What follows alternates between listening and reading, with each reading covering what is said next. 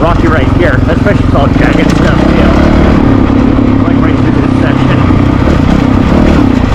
But this bib feels really good. Man, it's smoothed out. It doesn't bounce as much over the box. It just kind of absorbs it, it seems like. If I didn't say it already, this is my first ride with bibs in both my tires. So I do have new tires, a brand new EN91 front and Dunlap D606 rear. Since I didn't buy a mic yet,